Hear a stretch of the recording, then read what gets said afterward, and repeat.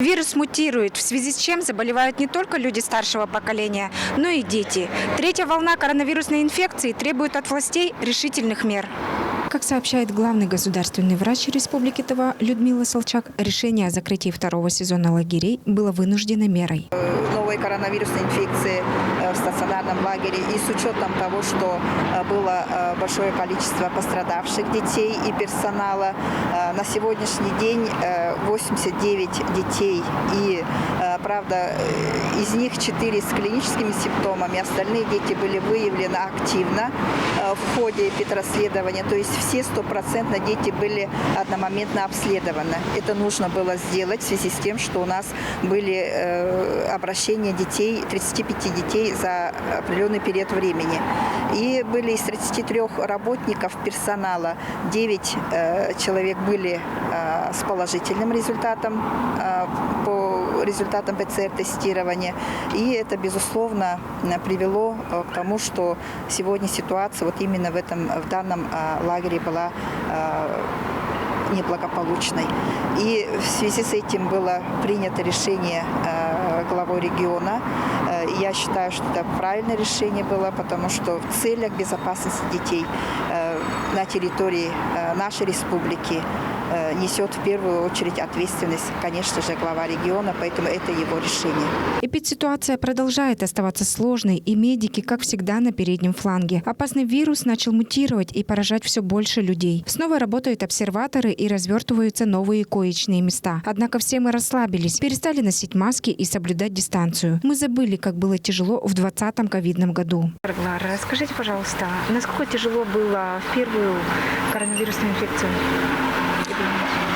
Значит, в 2020 году, как вы знаете, у нас с апреля месяца весь этот ужас, если так можно выразиться, начался по поводу ковида, новой коронавирусной инфекции. В целом, когда все только начиналось, когда люди первые начали заболевать, конечно, всем было очень страшно. Я тогда, помню, дежурил травматологом-ортопедом резбольницы номер 1.